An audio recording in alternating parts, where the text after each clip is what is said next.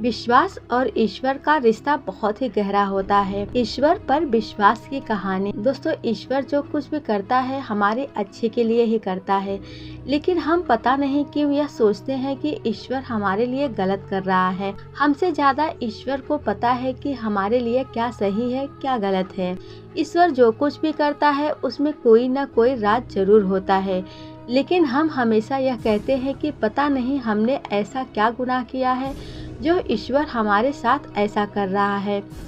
कई बार ऐसा होता है कि हमारी जिंदगी में कोई चीज़ खत्म हो जाती है, लेकिन हमें यह सोचना चाहिए कि ईश्वर शायद हमें इससे बेहतर देना चाहते हैं। ईश्वर जो कुछ करता है अच्छा ही करता है। इस बात को समझने के लिए मैं आपको एक कहानी सुनाने जा रही हूँ। आशा करती हूँ कि इससे आपको समझ में आएगा कि ईश्वर जो कुछ भी करता है हमारे लिए अच्छा ही करता है। दोस्तों, कहानी शुरू करने से पहले यदि आप चैनल पर नए हैं तो चैनल को सब्सक्राइब कर लीजिए और एक लाइक जरूर कर दीजिएगा। चलिए शुरू करते हैं कहानी को।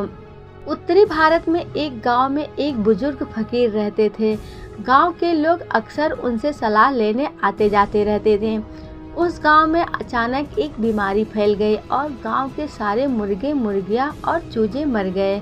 गांव वाले फकीर के पास गए और कहा, महात्मा, हमारे गांव के सब मुर्गे, मुर्गियां और छोटे छोटे चूजे तक मर गए हैं, हम क्या करें?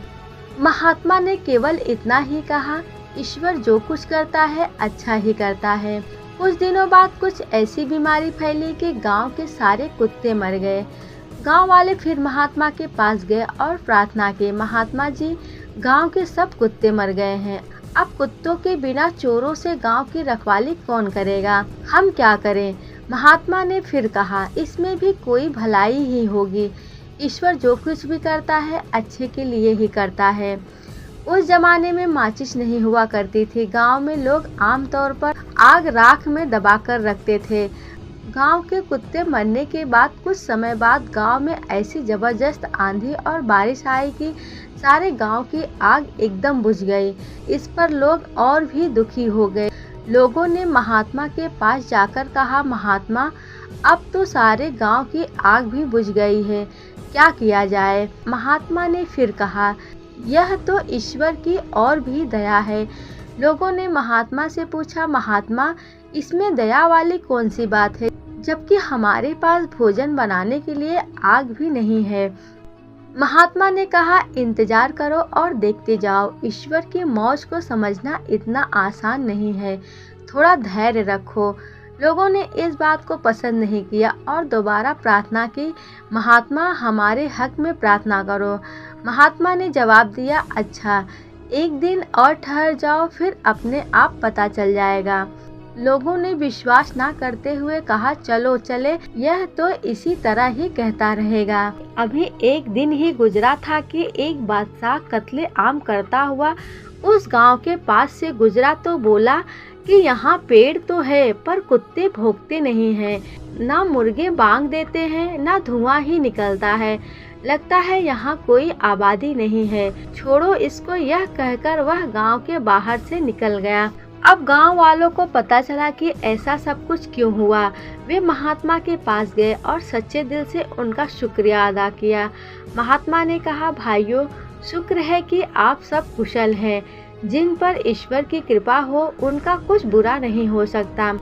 इसलिए कहते हैं कि महात्माओं की हर बात में कोई ना कोई राज जरूर होता है।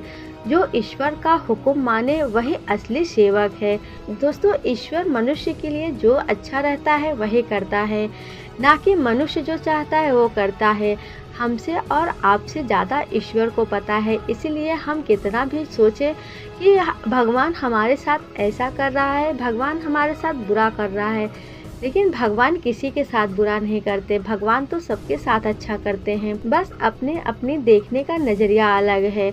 जिस दिन हमारा नज़रिया बदल जाता है उस दिन हमें भगवान के ऊपर अटूट विश्वास हो जाता है और फिर लगता है कि नहीं, भगवान जो करते हैं वह अच्छे के लिए ही करते हैं।